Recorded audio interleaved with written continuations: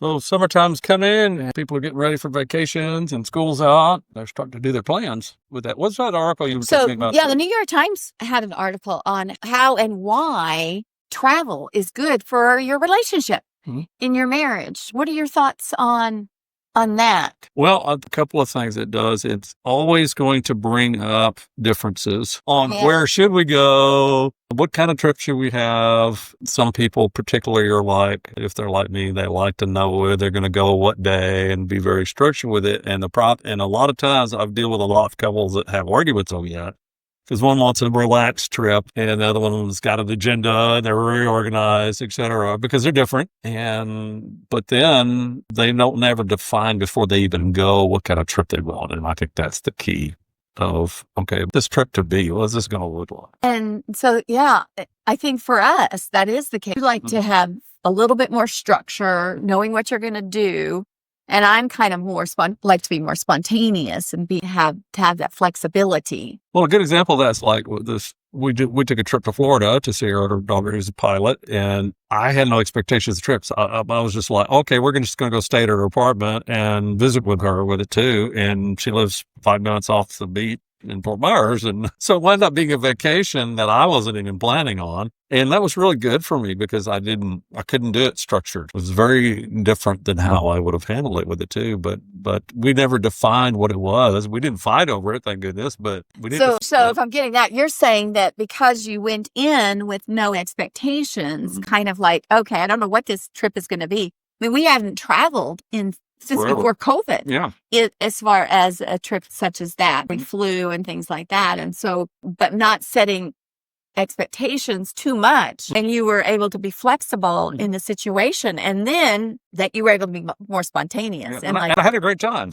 Yeah, and so it's kind of like, okay, let's take a walk on the beach every evening and drink our coffee in the morning. So we wound up kind of having a routine anyway, like drinking coffee on the balcony and all that stuff, overlooking the water and those things with it too. So the structure just naturally came with it too. But I noticed I wasn't all uptight like I usually am because I've got to it's 5:03. We're supposed to be on the boat and going out into the bay to see the dolphins or whatever.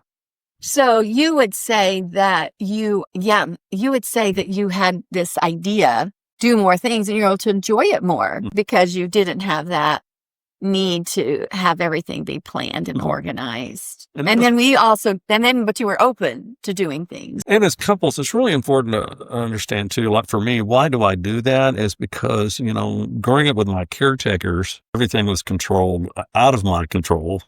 They controlled everything with it too. So as an adult, I almost, probably made that inner vow to myself at some point and goes, oh, why darn will I have a vacation? I'm just going to do a death grip on it and have that.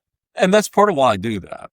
Yeah. So that's an important awareness thing is like, okay, where does that come from? Or if you're loosey-goosey flexible, too, and you push back at structure with it too. Why are you doing that type of way? Just kind of asking yourself that question and talking about dialogue about that if you need to. So that makes sense. And really, I think, so travel creates an opportunity to kind of explore other options for you and to open the lines of communication as far as like, why am I needing this and what's going on here with me? And if when we're able to discuss those things, because travel has not always been a pleasant experience for us. I mean, we have had some good times, but there also have been some really, really difficult, stressful times. And I think it has been when we weren't open about what we wanted, what we needed, and we weren't able to share what we wanted. It's a vacation, and we just went on the vacation, but we never defined what our goal was for the trip.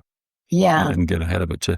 Statistically too, just from marriage and family therapy, publications and stuff, it also does things like, well, if you're on page with it, it reduces your stress levels with it. You get a lot of clarity about general life stuff. Usually your sex life improves because you're not in the norm with it too. And even coming back, the stats are that 63% of the couples that travel regularly together have a better sex life when they come home. So there's just lots of advantages of doing that if you're on page with each other while you're doing it. Yeah, because I think one of the things that's hard for me and why I don't like to come home and then have that feeling of having to catch up. It's like, tell me more about that. Yeah. So I don't like, let me share. Let me see if I got that. You don't like to travel because you don't like to come home and then have to catch up. Yeah. Did I get that? Yeah. I don't, and I don't like it to the dread of like, oh no, we got to come home.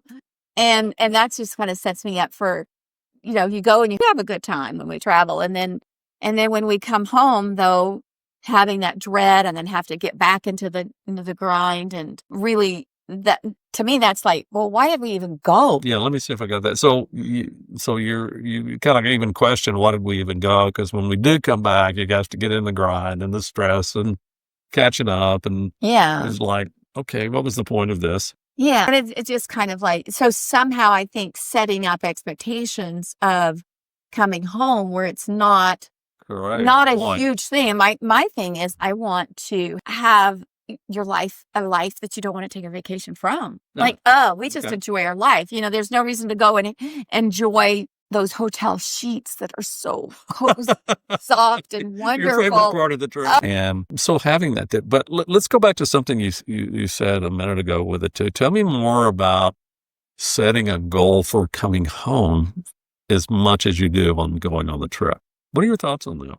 Yeah, I think setting it up so that you can anticipate what fun, what's going to be fun and what's going to be good when you do come home. Yeah. How can you continue that vibe at home, even in your normal life? I'm not quite sure I know how to do it. One thing I've thought about, and I experienced it when we came back from Florida, was that setting my mindset up, I'm not going to immediately jump back into the stress on the busy, my to-do list of what I need to get home. Get home, settle a little bit.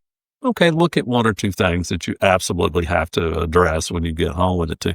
But just don't go nuts going through your to-do list and feel like you're right back in all the stress and grind with it too. And that worked surprisingly well. Yeah. For me. And sometimes like even having a day, like don't just fly in on Sunday, then have to go back to work on Monday, but come in on Saturday and then have Sunday to kind of get ready for things and just kind of wind down. And some of it is, I think, just having a life that you enjoy. So getting away is good. Going to the beach, going to the mountains. When you live in the city, it is nice to have those things or seeing things that you've never seen before. Which is probably another video we need to address. How do you make the life be the life you want? Yeah, that's probably true.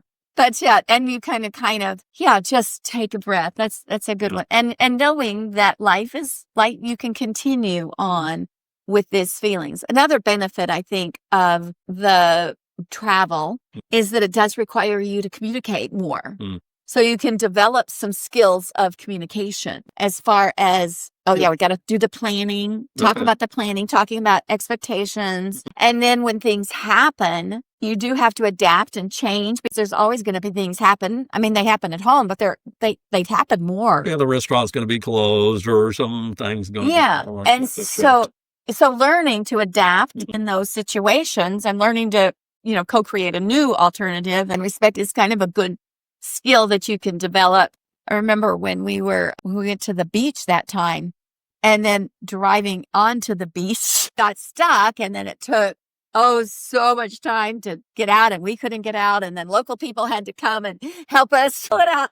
And realizing that is, that's just kind of part of it. Things are going to happen, but then now it's like a funny memory. We remember the people we met. I don't drive on the beach. We learned our lesson from that. And so, so then, we did learn always be prepared with lots of snacks and food because you never know in the car or things like that. So, and we'll do another one on travel with kids. I think that's also something new to that too. We've got 4 adult kids now and almost 5 grandkids, and that's another challenge that you're going to face, with a family. How do you do that?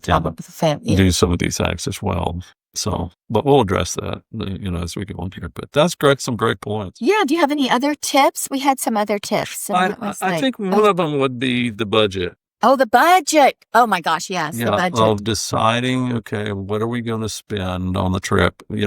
Most of the time you're going to overspend your budget on if you're like the normal vacation or with it too, but at least having a goal of what you're going to do. I will work into that. I'm always going to get a cap or a t-shirt. when I'm there. And I include that in there because that reminds me of trips. If you go look in my drawer, all the places I go, I have a t-shirt, or you can go to the closet and I have a cap for it. And that helps me in the setting with the vacation with it too. But including that in the budget. Like, extra expense and, just kind of knowing how much are you going to spend on your food. Knowing where you are too, and that's one of the advantages of like an all-inclusive. You pay a set price, your meals are all going to be included. You're not, you're going to have very few extras, and you pretty much can stick with a budget. And that's one of the reasons I like, that we haven't cruised yet, and I want to do that. It's kind of the same thing, but we've been to resorts where it was all-inclusive, and what all that's going to be. Yeah. And you add a little tip money to those that bring you drinks at the pool or whatever, but you pretty much know what that is. But wherever you go, deciding what's your environment going to be, are you going to have to eat out every meal? A lot of that's about where you go and scoping out what's available. Yeah, because I usually like to do the shoestring thing. And, you don't stop and eat on We'll bring a bag of apples. Yeah, that's just like, you're going to bring your apple. And Glenn likes to eat out all the time. That's right. And so we do Especially have to if I'm on the coast, babe. So balance that. And so the budget. And then I think personal time. That sometimes you can get too much of being together. One of my favorite things to do is get up early in the morning. Yeah, really good. Yeah. And especially if I'm on vacation, get away, find me a little spot to go to, go sit by the beach, whatever, wherever, or the pool.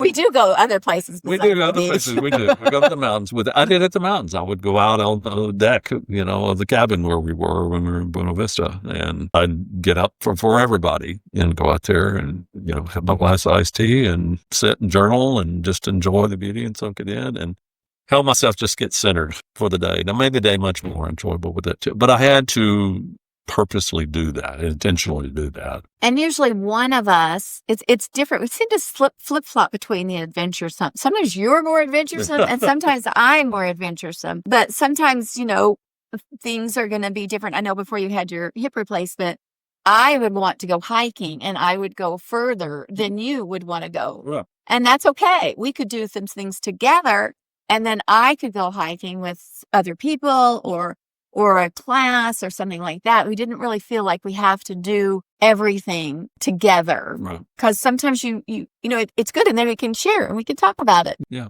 So, but look for the adventure too. Don't just go and not have fun while you're doing it as well. Yeah. And I think embracing the challenges. There are going to be challenges.